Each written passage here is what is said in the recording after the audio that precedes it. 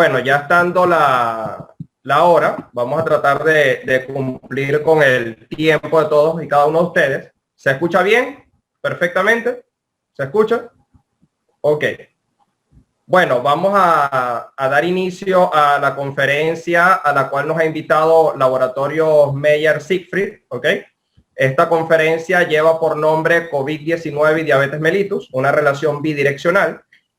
Mi nombre es Marcos Lima Martínez, soy médico especialista en endocrinología con estancia formativa en lipidología, profesor e investigador de la Universidad de Oriente y miembro titular de la Sociedad Venezolana de Endocrinología.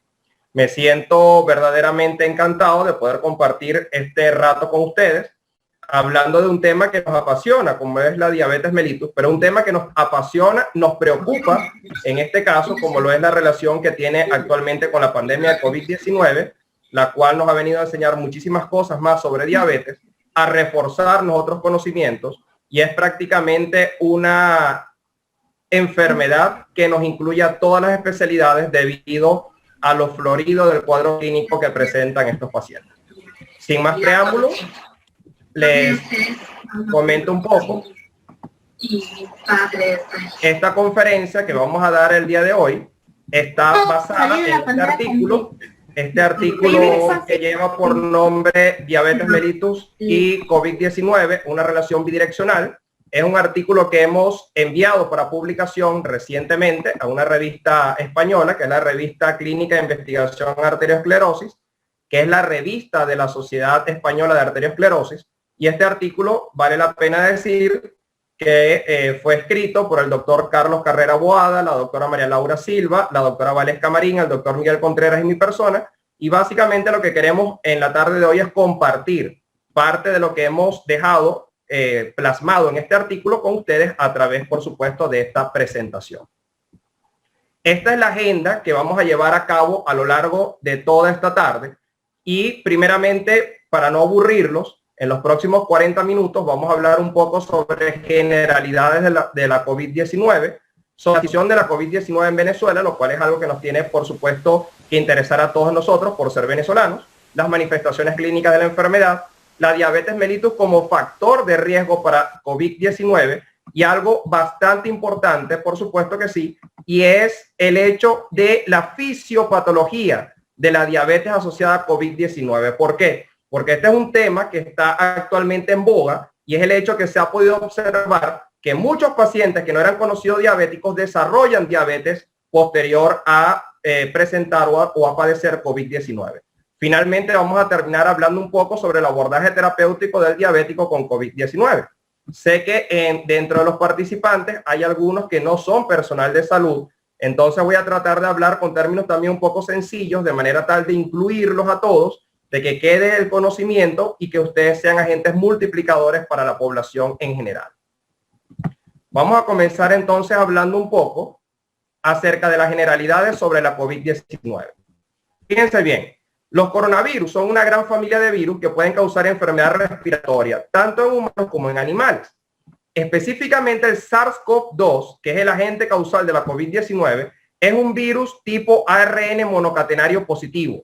Es importante destacar que la secuencia del betacoronavirus de Wuhan es semejante a otros betacoronavirus que se han encontrado en murciélagos, pero que es genéticamente diferente a otros coronavirus que ya han producido epidemias en el pasado, como por ejemplo el SARS-CoV, que produjo la epidemia de síndrome respiratorio agudo grave del año 2002, y el MERS o coronavirus causante del síndrome respiratorio de Oriente Medio, que produjo la epidemia de coronavirus del año 2012 y 2013. Es importante destacar que ya para el año 2018, la Organización Mundial de la Salud había incluido a las enfermedades por coronavirus dentro de las enfermedades prioritarias para investigación y desarrollo. ¿Por qué? Debido a que tenía una gran potencialidad de producir pandemias, de producir infecciones, enfermedades internacional, como efectivamente se demostró con la COVID-19. En esta lista figuran enfermedades que nosotros en Venezuela conocemos bien, como por ejemplo el Zika, enfermedades que conocen bien en países de África como el ébola, por ejemplo, pero allí también estaban las enfermedades por coronavirus. Ahora bien, desde el punto de vista científico, el conocimiento que tenemos actualmente es que la COVID-19 es una zoonosis. ¿Qué quiere decir una zoonosis? una enfermedad cuyo huésped natural son animales, pero que no se sabe muy bien todavía por qué ruta este coronavirus pasó de los animales para infectar y producir enfermedades en los humanos. Esto que pueden ver aquí, extraído de un artículo bastante interesante publicado en Lancet, es un poco la historia natural o cuál es el fenómeno histórico que ocurrió con el coronavirus de Wuhan. Fíjense bien, los primeros casos de COVID-19 se registraron en China a finales del mes de diciembre del año 2019. ¿Qué fue lo que ocurrió? Bueno, comenzaron a ocurrir una serie de casos, evidenciarse una serie de casos en personas que habían visitado el mercado de mariscos de Wuhan.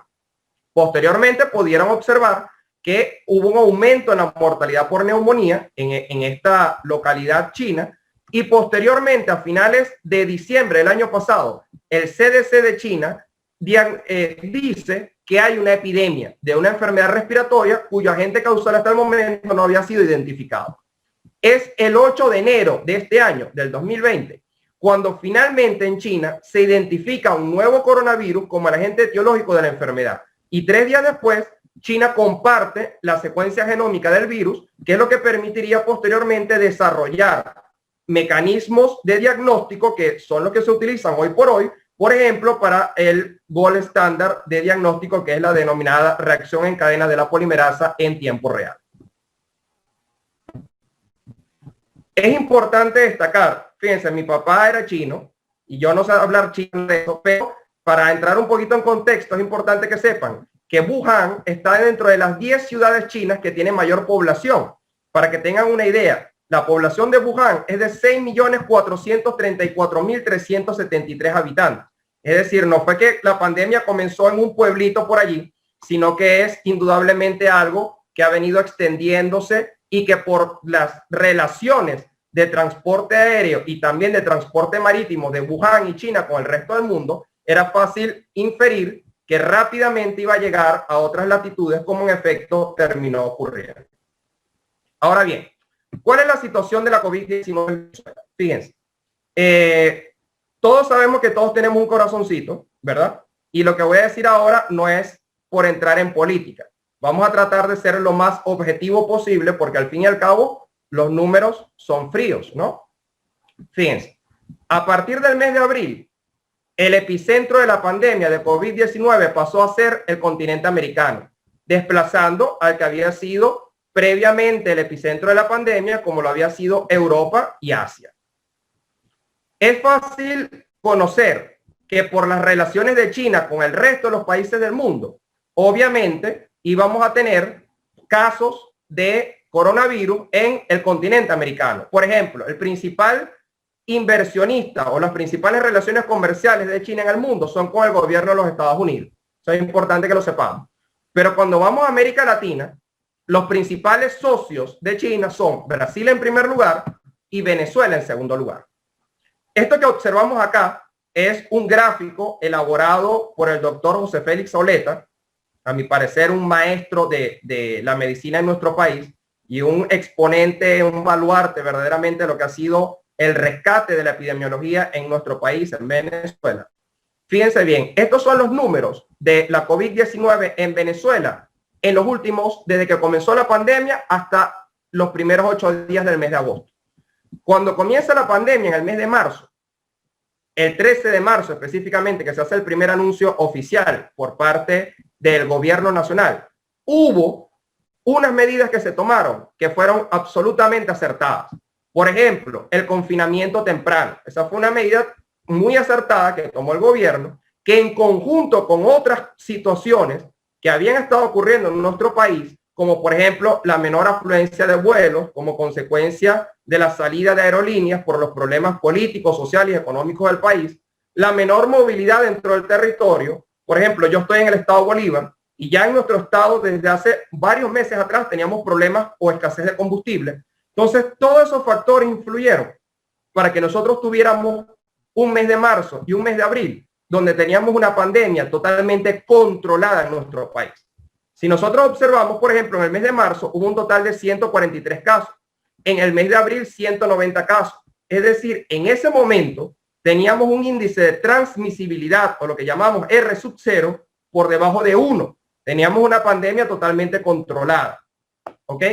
¿Qué se pudo haber hecho en esos primeros 2 meses? Tratar de adecuar la infraestructura de salud de nuestro país para que pudiéramos prepararnos para los meses que iban a venir. ¿Qué es lo que ha venido posteriormente? Bueno, a partir del mes de julio, un incremento exponencial de casos, donde pudimos observar que a partir del mes de julio hubo un total de 2.742 casos en total. Es decir, estamos hablando del 51%, más de la mitad de todos los casos que tenía el país hasta los primeros 8 días del mes de agosto se presentaron en el mes de julio. Y en el mes de agosto, solamente en los primeros 7 días, tuvimos un total de 5.482 casos. Interesantemente, la Academia de Ciencias Físicas y Matemáticas ya había advertido 2 meses atrás que a partir del mes de julio tendríamos un incremento en el número de casos que pudieran ir entre 1.000 a 4.000 casos diarios. Eso es lo que estamos viendo en los últimos 3 días, donde hemos visto que Venezuela ha superado la barrera de los 1.000 casos, ojo, confirmados con prueba PCR en todo nuestro país. Esto es para que puedan observar el incremento que hemos tenido en las últimas semanas. Indudablemente, creo que a nadie le puede quedar duda que estamos ante un patrón de crecimiento exponencial. Y esto, por supuesto, ha repercutido también en el número de fallecidos. Ojo, fallecidos confirmados con prueba PCR. ¿Por qué? ¿Por qué hago este énfasis?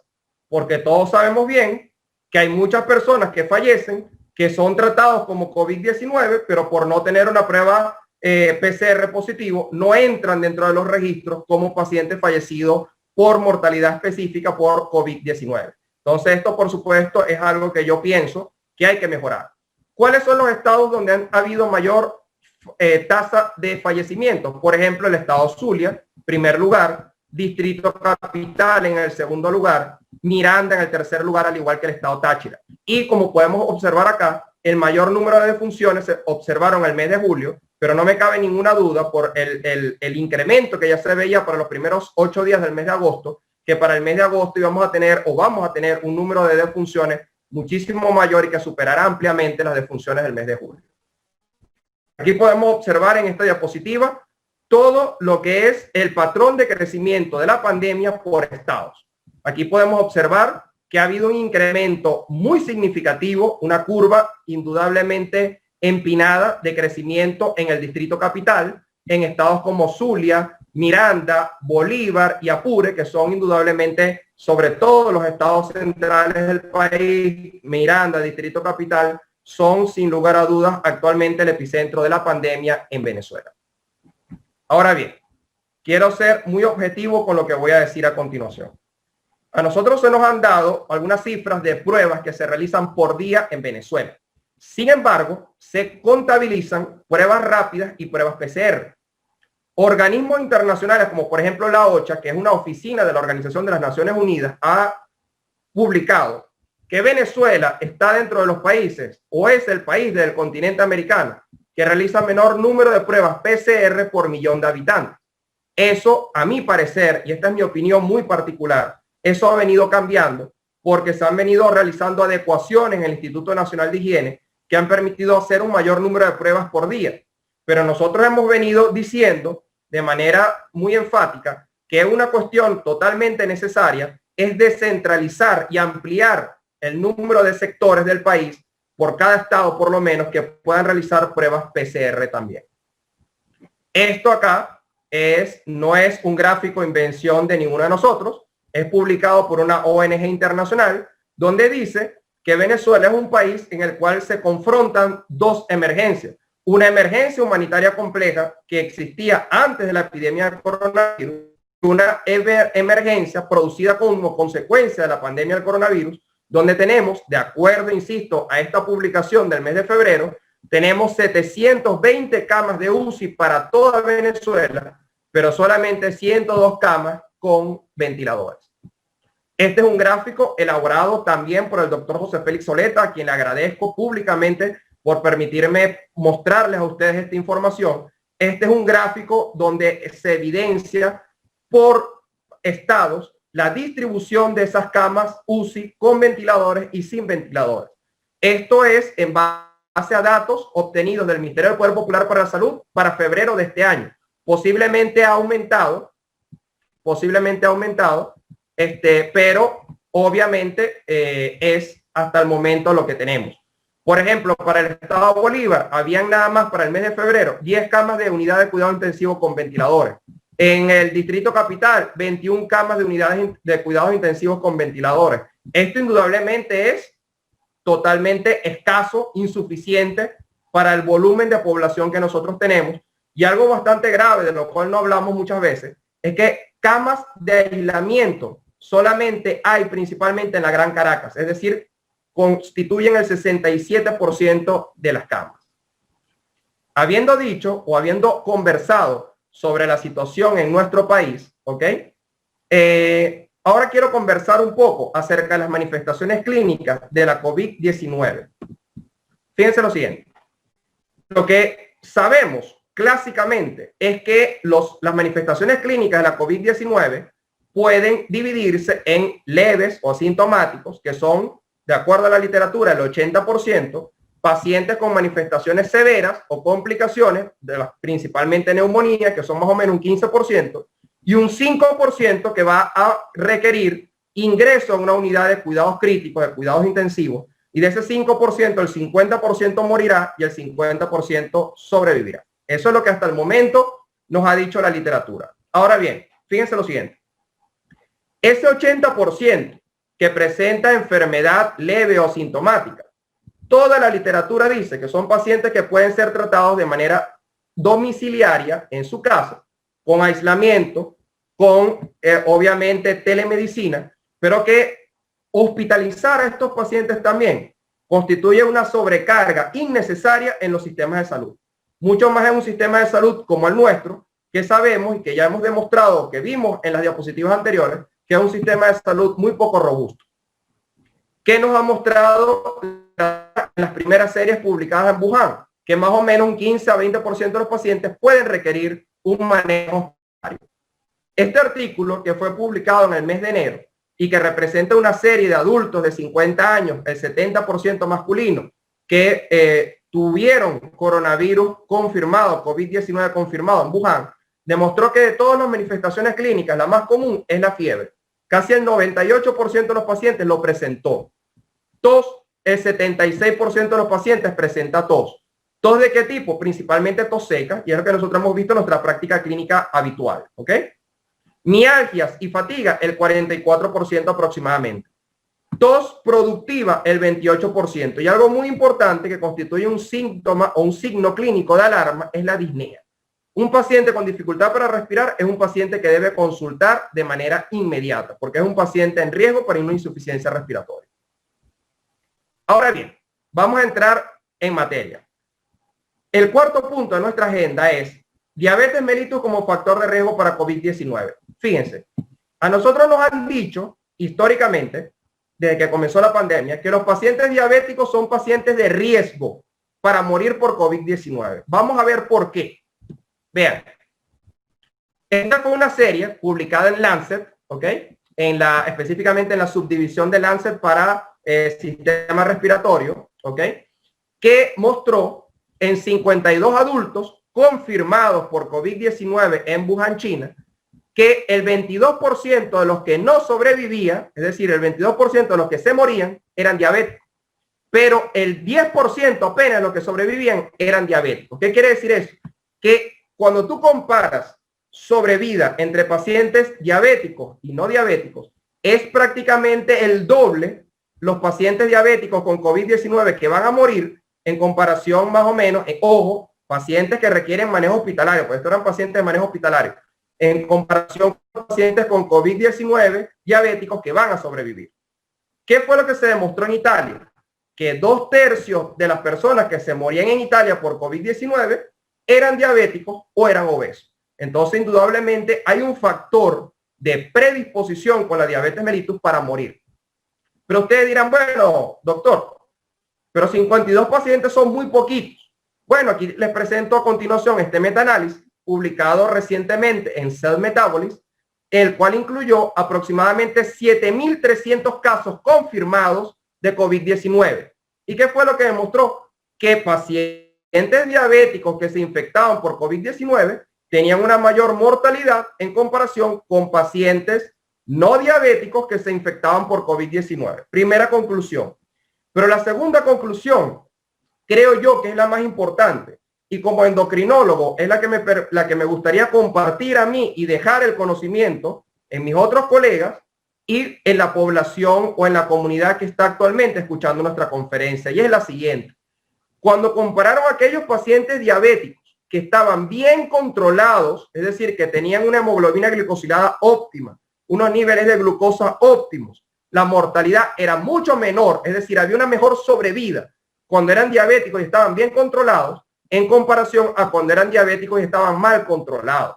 Entonces, por eso es que el endocrinólogo, el internista, tiene tanta importancia dentro del equipo de salud, no solamente el infectólogo. ¿Por qué? Porque si el paciente diabético está bien controlado, usted está minimizando la posibilidad de que ese paciente diabético, si se contagia, vaya a morir. Entonces, eso es una perla de observación clínica que es tremendamente importante. Ahora bien, ¿por qué esta diapositiva es difícil de explicarle para población no miembro del personal de salud? Pero vamos a tratar de hacerlo, ¿ok? Fíjense bien, a ustedes históricamente nos han dicho, bueno, un paciente diabético, si va, por ejemplo, para una cirugía, tiene que estar bien controlado. ¿Por qué? Porque si el paciente diabético no está bien controlado, va a tener una mayor probabilidad de infectarse en el transoperatorio y el postoperatorio, tanto inmediato como inmediato y tardío. ¿Ok? ¿Por qué ocurre eso? Por lo siguiente. Cuando una persona tiene hiperglucemia, es decir, tiene los niveles de azúcar, ¿ok? Unas células que son fundamentales para eliminar a los patógenos, es decir, para eliminar a las bacterias, los virus, los microorganismos en general, son los neutrófilos. La hiperglucemia es capaz de inhibir la quimiotaxia de los neutrófilos. Por otra parte, existen unas células en el organismo que se llaman macrófagos, que existen macrófagos M1 y macrófagos M2. Los macrófagos M1 son más eficientes que los macrófagos M2 como células de defensa. ¿Qué hace la hiperglucemia? La hiperglucemia hace que los macrófagos se diferencien principalmente a un patrón de tipo M2, es decir, menos eficiente. ¿Qué hace la hiperglucemia? Inhibe la fagocitosis, es decir, inhibe la capacidad que puedan tener nuestras células de defensa de comerse a los microorganismos patógenos, lo cual nos deja por supuesto más expuestos a infecciones. Y otra cosa también que hace la hiperglucemia es que inhibe lo que llamamos la opsonización de los patógenos. ¿Qué quiere decir opsonización? Bueno, nuestro sistema inmunológico, a través de unas moléculas llamadas inmunoglobulinas, ellas, por así decirlo, marcan a la patógeno. Eso se denomina opsonización, lo opsonizan para que puedan venir otras células y lo eliminen. Bueno, la opsonización del patógeno cuando hay hiperglucemia, es decir, cuando el diabético está descompensado, también está disminuida. Entonces, todos estos factores hacen que un paciente diabético sea un paciente altamente propenso a infectarse y a complicarse, no solamente por COVID-19, sino por cualquier tipo de infección. Es muy importante que el paciente diabético esté bien controlado al momento de enfrentar una enfermedad de este tipo. Pero hay algo más que también quiero decirle. Fíjense bien. A nosotros cuando estudiamos endocrinología nos dijeron que la diabetes es una enfermedad proinflamatoria. ¿Y por qué es una enfermedad proinflamatoria? Bueno, una enfermedad proinflamatoria porque existe lo que llamamos resistencia a la insulina. Esa resistencia periférica a la insulina puede ser en el músculo esquelético como también puede ser en el tejido adiposo. Cuando hay resistencia a la insulina, se producen una serie de moléculas llamadas citoquinas, que son estas que están acá. Y esas citoquinas son principalmente proinflamatorias y generan un estado inflamatorio en el paciente. Pero también la disminución en la secreción de insulina genera citoquinas proinflamatorias. Ustedes dirán, bueno, ¿qué tiene que ver eso con el COVID-19? Lo siguiente. Se ha demostrado que la principal causa de mortalidad en los pacientes con COVID-19 es básicamente el síndrome de distrés respiratorio agudo. Y el síndrome de distrés respiratorio agudo ocurre en gran parte condicionado por lo que llamamos una tormenta de citoquinas. Y es una tormenta de citoquinas proinflamatorias. Entonces, ¿cómo el COVID-19 produce tormenta de citoquinas? Lo produce, y este es un dibujo extraído de un artículo que para nuestra satisfacción hemos publicado recientemente en el último mes, ¿ok? El COVID-19, cuando se une a receptores que se encuentran en la membrana, activa unos genes que se llaman genes de diferenciación mieloide 88. Y esos genes de diferenciación mieloide 88 activan un factor de transcripción que se llama factor nuclear kappa B, que produce inflamación.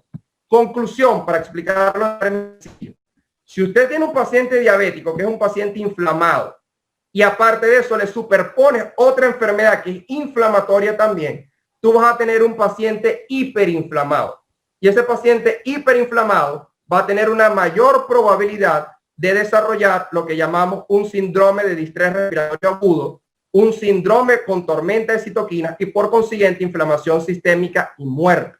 Por eso es que un paciente diabético es un paciente de alto riesgo, porque tiene una disminución en las defensas naturales, una disminución en la inmunidad humoral y en la inmunidad adquirida, pero también es un paciente que está hiperinflamado.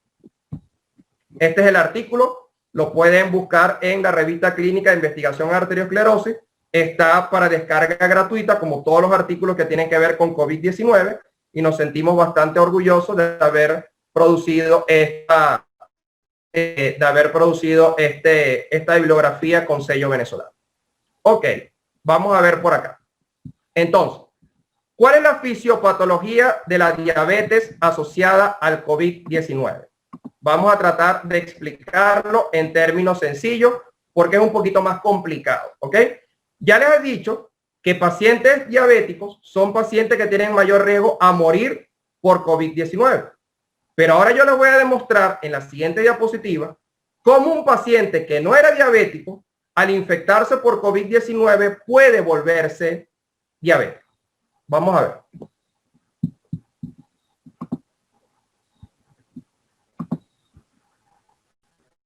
Ok, fíjense bien. Vamos a transportarnos a la escuela de medicina. Yo por lo menos soy egresado como médico de la Escuela de Medicina de la Universidad de Oriente. Aprovecho para mandarle fuerte abrazo a todos los egresados de la UDO, principalmente de la UDO Bolívar. A nosotros en la UDO Bolívar y en las escuelas de medicina en general de todo el mundo nos enseñan que existe un sistema llamado sistema renina-angiotensina. Eso lo aprendemos prácticamente de caletreado. Fíjense bien, ¿en qué consiste el sistema renina-angiotensina?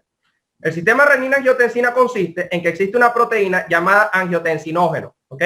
Y el angiotensinógeno, por acción de una enzima llamada renina, transforma el angiotensinógeno en un compuesto, en un decapéptido llamado angiotensina 1. La angiotensina 1, por acción de una enzima que todos nos aprendemos de memoria, que se llama enzima convertidora de angiotensina, se transforma en angiotensina 2, ¿ok? La angiotensina 2 va a actuar sobre un receptor que se llama receptor tipo 1 de angiotensina o AT1, el cual va a producir, por ejemplo, eventos inflamatorios, fibrosis porque hay proliferación de fibroblastos, producción de radicales libres de oxígeno y vasoconstricción. También, y eso nos interesa a nosotros los endocrinólogos, activa la síntesis y secreción de aldosterona, y la aldosterona producida en la corteza suprarrenal va a estimular a su vez a nivel de los túbulos la reabsorción de agua y sodio. Eso es el sistema renina-angiotensina clásico que a nosotros nos enseñan en la escuela de medicina. Pero como la verdad de ayer no es la verdad de mañana, resulta que en el año 2000, en el año 2000, dos grupos independientes descubrieron esta enzima que se llama enzima convertidora de angiotensina 2. La enzima convertidora de angiotensina 2 hace un fenómeno diferente a lo que hace la enzima convertidora de angiotensina clásica que todos conocemos. ¿Qué es lo que hace la enzima convertidora de angiotensina 2? Transforma la angiotensina 2 en otro compuesto llamado angiotensina 1,7, que va a actuar sobre un receptor diferente llamado MAS receptor y va a producir eventos totalmente opuestos a los que hace previamente la angiotensina 2. Si la angiotensina 2, por ejemplo, era vasoconstrictora, esta produce vasodilatación. Si la angiotensina 2 sobre el receptor AT1 produce estrés oxidativo, esta produce antioxidación. Si la otra es fibrótica, esta es antifibrótica. Entonces hay un equilibrio. Es una forma de regular este sistema y la regulación del sistema depende de la enzima convertidora de angiotensina 2. Ustedes dirán, bueno, pero el hombre se fue por otro lado. ¿Qué tiene que ver esto con el coronavirus? Vamos a explicar. Vean. Resulta que el SARS-CoV-2, que es el agente causal de la COVID-19, tiene una proteína en espiga, que es esta que está aquí, que se llama proteína S. Y esta proteína S reconoce y se une específicamente a la enzima convertidora de angiotensina 2 Y esa enzima convertidora de angiotensina 2 va a tener dos fracciones. Una fracción soluble que se encuentra en el plasma y una fracción que se encuentra unida a las membranas. ¿Qué es lo que ocurre? Fíjense bien, esta imagen es sacada del artículo que hemos escrito que actualmente está en evaluación. Fíjense. La proteína S del SARS-CoV-2 reconoce y se une a la enzima convertidora de angiotensina 2 que está en la membrana y utiliza esta enzima como una puerta de entrada para ingresar en el interior de las células y una vez que esté en la célula replicarse, es decir, multiplicarse. ¿Ok? Pero pasa algo. Cuando él utiliza esto, va gastando la enzima convertidora de angiotensina 2. Imagínense que son dólares y ella los va agarrando todos los dólares. Imagínense que son dólares de esos de Cadivi, cuando estaban mucho más baratos que el paralelo, pues ya están prácticamente igual. Entonces se los va gastando todos. Y si no hay enzima convertidora de angiotensina 2, vamos a tener otra consecuencia nefasta, que es que va a predominar el efecto de la angiotensina 2 sobre el receptor AT1. Entonces vamos a tener un paciente que está con replicación viral, que está infectado, que va a tener los efectos del coronavirus, pero que también va a tener un predominio de los eventos fibróticos, prooxidativos, proinflamatorios que produce la angiotensina 2 sobre el receptor AT1 y del cual hablamos en la diapositiva anterior. Les quiero explicar lo siguiente. Esto que está acá es lo que ocurre cada vez que nosotros comemos.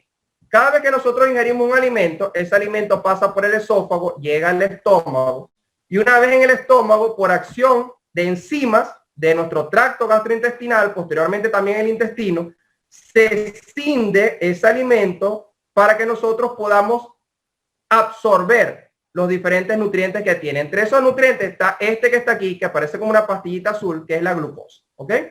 Entonces, vamos a ponernos que nosotros venimos para Ciudad Bolívar y nos comemos en Ciudad Bolívar, por ahí en la carretera, unas cachapas con queso guayanés. ¿Ok? O que nos comemos otro plato típico de por acá de Ciudad Bolívar, que es la zapuara, o nos comemos un aguadito guayanés. Cuando eso ocurre, nos incrementan los niveles de azúcar, pero el páncreas responde liberando esta hormona que está aquí amarillita, que se llama la insulina. ¿Qué hace la insulina? La insulina se une a sus receptores, que es este que está aquí en las células, para permitir que la glucosa pase al interior de las células y pueda ser utilizada como fuente de energía. Entonces, ¿por qué les explico todo esto yo? Porque una persona puede volverse diabético por diferentes vías, pero tal vez las más comunes o las más importantes son porque ya sea porque no produzca insulina y por consiguiente si no produce insulina la glucosa en la sangre se queda alta, o porque el receptor donde se une la insulina no esté actuando de manera correcta. ¿Qué hace el COVID-19? Vamos a explicarlo. Este artículo es tremendamente interesante y tiene menos de un mes de publicado. Fíjense. Se ha descubierto que a nivel de las células beta del páncreas, que son las células del páncreas encargadas de producir la insulina, hay una altísima proporción de enzima convertidora de angiotensina 2. Entonces, ¿qué es lo que ocurre? Que si hay una alta proporción de enzima convertidora de angiotensina 2 en esa célula beta, eso quiere decir que el coronavirus puede ingresar en el interior de la célula beta y producir alteración en la secreción de insulina. ¿Cómo ocurre la secreción de insulina? Vamos a explicarlo. La glucosa que está en el medio extracelular ingresa en el interior de las células beta del páncreas a través de un transportador llamado transportador GLUT2. Cuando la glucosa entra en el interior de la célula por acción de una enzima llamada glucoquinasa, la transforma en glucosa 6-fosfato. La glucosa 6-fosfato posteriormente pasa a la cadena mitocondrial para generar ATP. En las células beta del páncreas existe un canal que se llama canal de potasio ATP sensible. ¿Cómo actúa ese canal? Bueno, cuando hay un incremento en los niveles de ATP, ese canal de potasio se cierra. Y el potasio, recordemos también por fisiología médica, es un catión, es decir, es un ion cargado positivamente. Si yo no permito que el potasio pueda salir de la célula siguiendo un gradiente de concentración, eso hace que el interior de la célula se vuelva más electropositivo y genera una corriente que llamamos despolarización. Y esa despolarización abre unos canales que se llaman canales de calcio voltaje dependiente que permiten que el calcio entre y active un sistema de túbulos que hace que los gránulos cargados de insulina se vayan hacia la membrana y liberen la insulina a la circulación. ¿Qué es lo que está proponiéndose? Que probablemente el coronavirus, cuando ingresa en el interior de la célula beta, produce una disfunción de la célula beta y no permite que la célula beta pueda liberar y secretar una buena cantidad de insulina. Por consiguiente, esto genera hiperglucemia aguda y lo estamos viendo en nuestros pacientes. ¿A cuánto acá no le han pasado una interconsulta? Un paciente que tiene COVID-19 y que comienza a presentar glicemia de 200 y 300 aún sin usar esteroides. ¿Por qué? Porque probablemente hay una disfunción aguda de la célula beta pancreática y esto está afectando la síntesis y secreción de insulina. Pero hay algo más. En el dibujo les mostraba en el video que la insulina tiene que unirse a un receptor para poder producir un efecto biológico. Este que está acá es el receptor de insulina.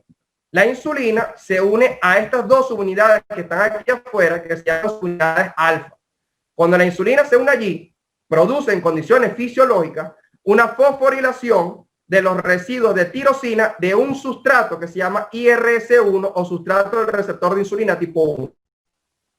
Cuando se produce la fosforilación de esos residuos, eso lleva a que esas compuertas o esos canales que están en la célula se abran. ¿Para qué? Para que la glucosa pueda ingresar en el interior de la célula, como vimos en el video anterior. ¿Qué es lo que se ha demostrado? Se ha demostrado que cuando hay resistencia a la insulina, no ocurre una fosforilación de los residuos de tirosina, sino una fosforilación de los residuos de serina treonina, lo que llamamos la señal dual de la insulina. Y no se produce toda esa cascada que vimos, y esta es la vía que principalmente predomina en pacientes con resistencia a la insulina. Te dirán, bueno, ¿y qué tiene eso que ver con el COVID? Lo siguiente. Se ha demostrado que cuando hay un aumento en la producción de citoquinas proinflamatorias, como explicamos que el COVID es una enfermedad inflamatoria, esa inflamación es capaz de producir una inhibición de la fosforilación de los residuos de tirosina del sustrato 1 del receptor de insulina. Por consiguiente, no ocurre la translocación de los transportadores a la membrana y la glucosa no puede ingresar en el interior de la célula, lo cual también genera aumento en los niveles de glucosa en sangre. Es decir, el COVID-19 es tan malo que no solamente produce disfunción de la célula beta, sino que además produce resistencia a la insulina. Y cuando tú sumas esos dos factores, vas a entender por qué un paciente que no era conocido diabético puede desarrollar diabetes posterior a la infección por COVID-19. Finalmente, con esto culminamos nuestra conferencia. El abordaje terapéutico del diabético con COVID-19. Esta tabla se encuentra en el artículo que hemos enviado para publicación. Hay algunas medidas, y aquí es donde me interesa hacer un poco más de énfasis, ¿ok? En las personas que no son personal médico y que me interesa hacer énfasis en lo siguiente para que se lleven esta información. Lo más importante, mis amigos, la prevención. ¿Qué es prevención? Bueno, intensificar las medidas de distanciamiento social, el uso del tapabocas, que debería ser universal, y el lavado frecuente de las manos, con agua y jabón o por lo menos con gel hidroalcohólico.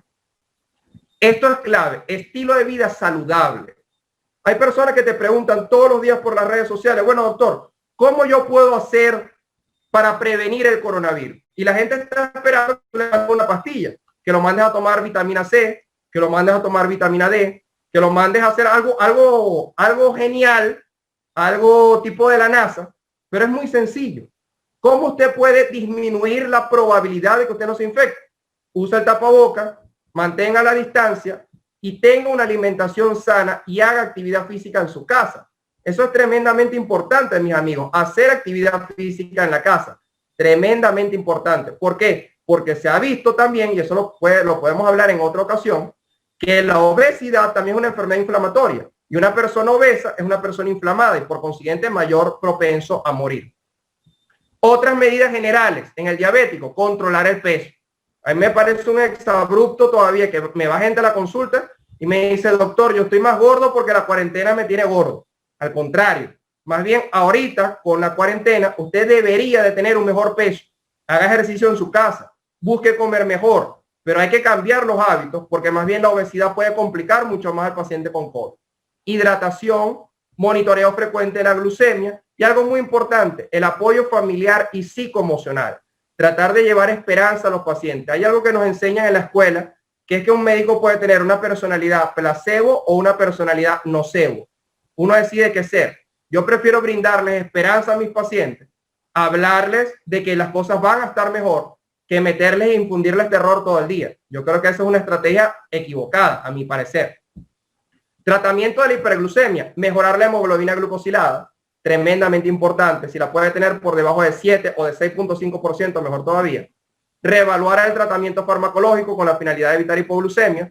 Y algo muy importante, entender que la diabetes no solamente azúcar alto, que un paciente diabético es también un paciente que hay que tenerle controlada la presión arterial, que tiene que tener un buen nivel de colesterol y triglicéridos, que hay que monitorear la función renal y que hay que buscar complicaciones crónicas, como por ejemplo retinopatía diabética, pie diabético, o sea, enfermedad arterial periférica, etc. Y el apoyo sanitario es clave. Fíjense bien, esto es un tema un poquito delicado. Yo quiero felicitar al Servicio de Endocrinología del Centro Médico Centro de la Trinidad. Por ahí está la doctora María Isabel Agostini. Están haciendo un trabajo desde el punto de vista de telemedicina encomiable. Yo creo que nosotros, pacientes ya conocidos, pacientes que podamos manejar en su casa, tenemos que ofrecerles la posibilidad de telemedicina. Ahora bien, un paciente que te está escribiendo por WhatsApp, que tú nunca lo has visto en tu vida, que tú nunca lo has tocado, que tiene la glicemia entre 300 y 400 y que te dice no puedo respirar, tú no lo puedes ver por WhatsApp. Ese es un paciente que tiene que consultar inmediatamente y que tiene que ir a un centro hospitalario, un centro asistencial, porque tiene que recibir manejo hospitalario. Esa es mi percepción. Y algo muy importante, señores, actualmente no solamente estamos en una pandemia, estamos también en una infodemia. Entonces yo no sé si le pasa a ustedes, a los colegas médicos, que publican una información y le sale a alguien a decir que la doctora o el doctor fulano de tal en Facebook dijo que con la rama de toronjil o con el té de malojillo curó 80 y pico de personas y que no se le ha muerto nadie. Entonces existe mucha información basura. Sale otro por ahí a decir que los niños no contagian, que los niños no infectan, o sale otro por ahí a decir que la gente se está muriendo por el protocolo de la OMS y la gente se lo cree que la solución son los antigripales. Entonces, en la viña del Señor hay de todo. Entonces, ¿qué es lo que yo invito? A buscar fuentes serias y creíbles. ¿Como cuáles?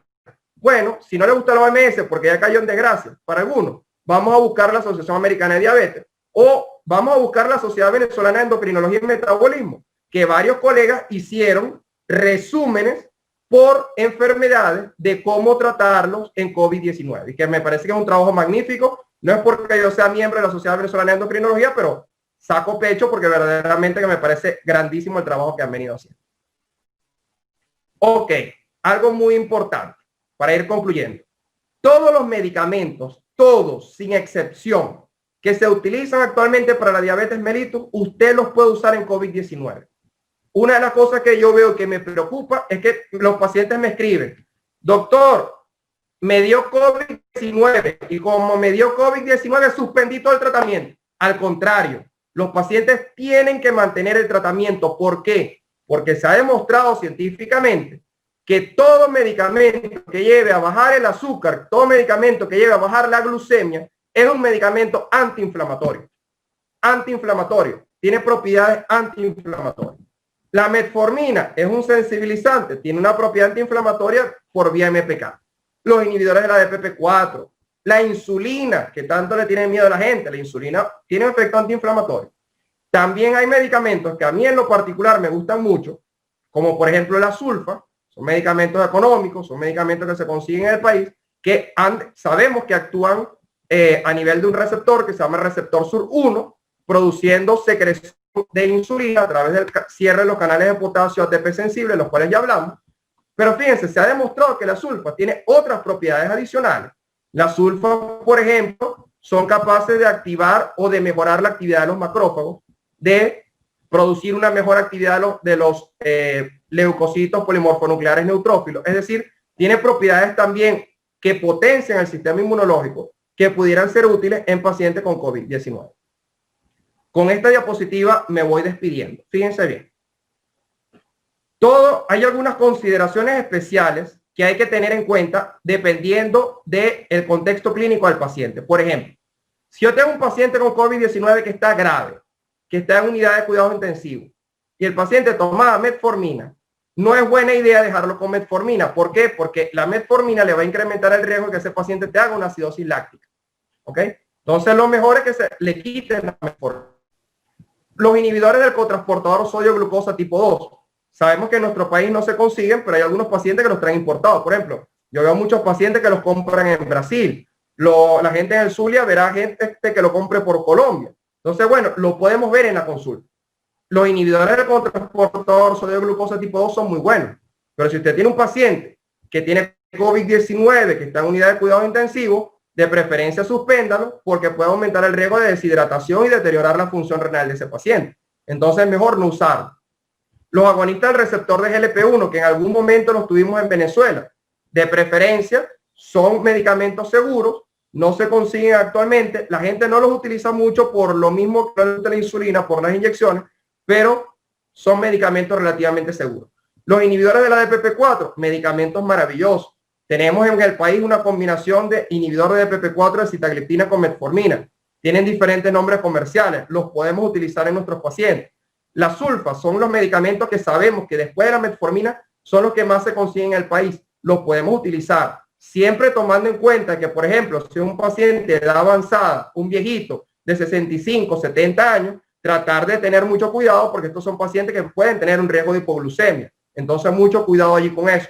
Mi experiencia clínica me dicta que la tasa de hipoglucemia, por ejemplo, con glimepirida es mucho menor que con glibenclamida, pero igual sabemos que es un efecto de clase. Y la insulina, a la gente que no le gusta la insulina es el medicamento de elección. Paciente con diabetes complicada con neumonía o con insuficiencia respiratoria, pacientes hospitalizados graves en UCI, tienen que llevar tratamiento con insulina, ya sea por administración por vía subcutánea o por infusión intravenosa. Los quiero dejar con este esquema que me parece muy bueno, es el que yo estoy aplicando personalmente en mi consulta. Me ha ido bien porque los pacientes te preguntan y los médicos también, los colegas, ¿cuáles son los valores que tú das como correctos ahorita? Fíjense, ahorita no hay valor correcto ni incorrecto. ¿Por qué? Pues esta es una enfermedad bastante nueva. Entonces, este consenso internacional lo que nos dijo fue que en pacientes con COVID-19 diabéticos, que usted pueda tratar de manera ambulatoria o de manera domiciliaria, trate de mantenerlo en una meta de glucosa de 70 a 140 miligramos por decilitro. Si el paciente se te está levantando con 130, quédate tranquilo, ese paciente está bien. Si tiene la hemoglobina glicosilada por debajo del 7% y se está levantando con 120, con 130, tranquilo, ese es un paciente que está bien controlado. Ahora, si tú tienes un paciente diabético infectado con COVID-19 y que está en unidad de cuidados intensivos, ahí trata de no ser tan estricto en la meta, trata de ser más flexible. ¿Qué flexibilidad? Bueno, ellos colocan 72 a 180. Yo me iría un poquito más alto, entre 90 y 180. ¿Por qué? Porque sabemos que este es un paciente crítico. Y otros estudios, como por ejemplo un estudio bien viejito, que me enseñaron mis profesores de Mérida en el posgrado, que fue el Night Sugar, nos mostró que aquellos pacientes que están en estado crítico, más bien trata de ser muy estricto con la meta de control metabólico, más bien se asocia con mayor mortalidad porque pueden estar generando hipoglucemias que muchas veces pasan desapercibidas. ¿Qué podemos concluir? Podemos concluir diciendo que la diabetes mellitus constituye una de las comorbilidades de mayor riesgo asociado a COVID-19, que existe una relación bidireccional entre diabetes y COVID-19 que está dada por múltiples vías fisiopatológicas, como ya explicamos, que es decir, que tanto diabetes constituye un factor de riesgo para morir por COVID-19, como el COVID-19 constituye un factor de riesgo para desarrollar diabetes. Que las medidas preventivas son de especial importancia, mucho más en los pacientes diabéticos, y ese es tal vez el mayor mensaje que quiero dejarles. Esto es clave. El tratamiento debe ser individualizado. Por eso yo no creo en receta de cocina. Todos los días me preguntan por Twitter y por Instagram, doctor, el paciente diabético, ¿qué se toma? Eso no es así, que se toma y todos los diabéticos, todos serían iguales. Porque eso entonces cualquiera lo pudiera hacer. No, el paciente diabético debe ser individualizado. No es igual un paciente diabético de tercera edad que tenga más de 10 años de enfermedad, que tenga enfermedad renal crónica, que tenga cardiopatía isquémica, a un paciente diabético de 50 años de edad que nunca ha tenido un infarto, que no tiene un evento cerebrovascular, que no tiene falla renal y que tiene 2 años de evolución de la enfermedad. No es igual. Entonces el llamado es que el tratamiento debe ser individualizado. Aquí no hay receta de cocina. Y la quinta conclusión es que la meta de control metabólico, es decir, lo que usted considera como glicemia normal, como glicemia correcta, debe ser flexible tomando en cuenta el contexto clínico del paciente. No todo COVID-19 es igual. No es igual un COVID-19 que tuvo fiebre, que tuvo dolor de cabeza, que perdió el olfato, perdió el gusto, pero lo tienes en la casa, a un COVID-19 diabético que está hospitalizado en el Hospital Universitario Ruiz Páez o en Guayparo, en el municipio de Caroní, porque tiene una neumonía y el paciente está desaturado. No es igual y las metas de control metabólico son diferentes. Sin más a que hacer referencia, quiero darles las gracias por su atención. Muchas gracias y bueno, podemos seguir en contacto a través de las redes sociales como @MarcosLimaMD. Me pueden conseguir por Twitter e Instagram y allí siempre podemos estar intercambiando información valiosa.